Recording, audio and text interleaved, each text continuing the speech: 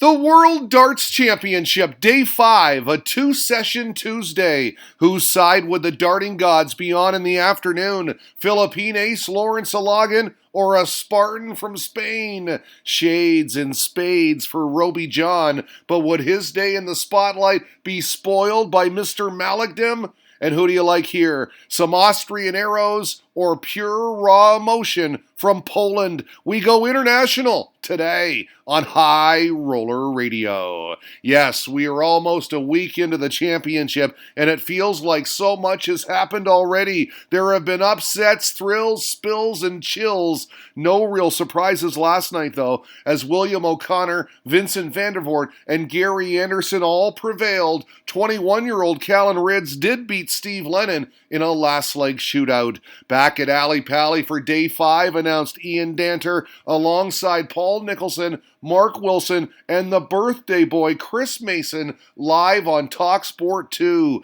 Happy birthday, Chris. He is one of my faves. Look at all those flags. Ben Hudd promoting his latest excellent article for Darts Planet TV and letting us know that players from 10 different countries will grace the stage throughout the day. It appears I'm not the only one in my office planning to watch some Tuesday afternoon arrows, tweeted DartsFan94. Some random bloke has just put Sky Sports on the projector.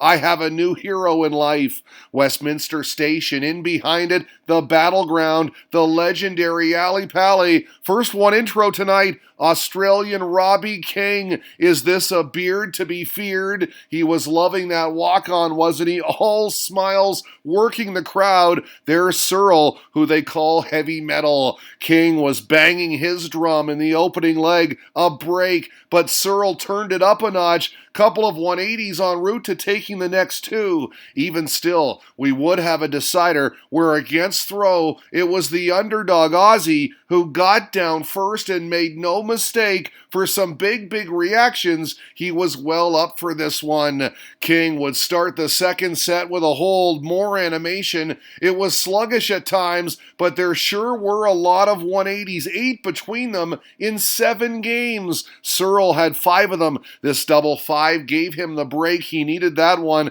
And then his 6th 180 would help him secure the set, and we were all square at 1 each. It was all heavy metal music to start set 3. How about this for a break? The big fish, a pearl from Searle for 2-0. But props to King. He clawed it back to 2-2 and then, wow, stole the set with 3 on the spin.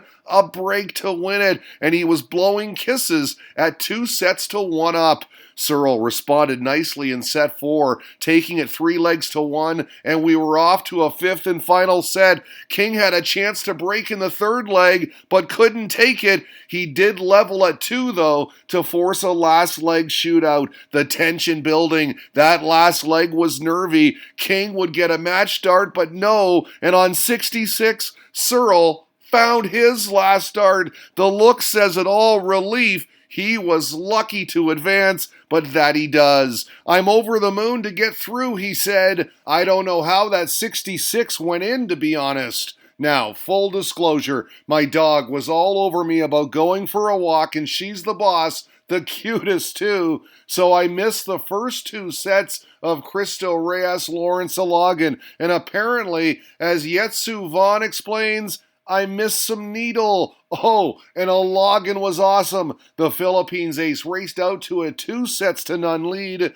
not without drama though. Alagan won the first set and tried to shake Cristo's hand, said Scott LUFC, and he was having none of it. Cultural difference by all accounts, and then it got heated. Alagan hit a 180 and screamed in Cristo's face. See a big fine coming for him, he said. At the interval, it was the father, the son, and holy moly, I'm up 2-0. The Spartan, though, upped his game in the 3rd set. Deciding leg, he followed up a maximum by taking out the 60, and when he hit the tops, he turned to the crowd and gave it some. He was on the board. It was heating up at 2-1. The Spaniard continued to pour it on in set 4, his confidence growing. This double 3 would wrap it up 3 legs to 1 for all square in 2 sets each. We were off to a 5th and deciding set now, where it was all Spain, all gain. Reyes steamrolling when it mattered most as Ilagan's game dropped off,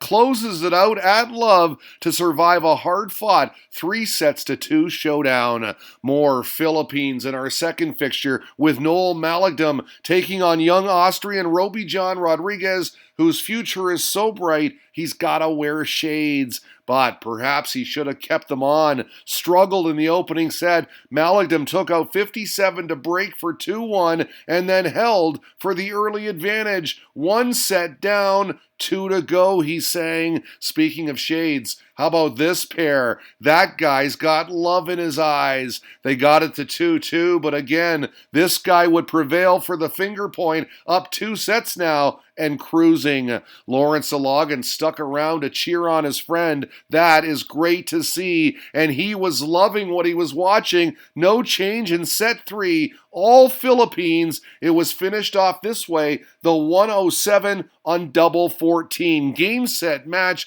Malagdam advances easily over and out of sorts Rowby-John. Don't mess with the Zoran. Zoran Lurchbacker, hoping to have a better showing than his Austrian compatriot before him. An autograph on the walk-on. Could he put his John Hancock on a victory over the Polish Eagle? We'll see. Well, he did win the first leg. Then, despite dropping the next 2, he found this to level the 96 checkout, and then he opened the 5th leg against throw with the maximum. And Lurchbacker was loving life after this double 4, grabbed the early advantage, and we got this. They got it to 1-1 in the second. Ratajski struggling, but he did fire in this en route to leveling things at 2. We got some raw emotion. He was fighting the darting demons, and then relief for his supporters as he took the 5th leg as well. Against the darts, it was 1 set each. Please, God, please, tweeted Poland's #1 darts fan, Frankie Pole. Tension time. Lurchbacker took out 101 to level the 3rd set at 1 each, and then followed the ton plus by taking out 6 to break. From high to low, they all count the same. Ratajski would break back, and with the darts, followed a Lurchbacker 180 with one of his own. Then he pinned double 16 for 2 sets to 1. The Polish scarves out, waving proudly. He continued to pick it up in the 4th set, already leading 2-1. He hit another double 16 for game, set, match, and handshakes. Not top flight, but good enough for the Polish Eagle. He wins it by a scoreline of 3 sets to 1 to advance. So there you have it. Afternoon session complete. We've got more action tonight, of course. How about D'Souza Hayda, and then Fallon Sherrick will hit the stage as she faces young Super Ted Evans. The World Championship today on High Roller Radio.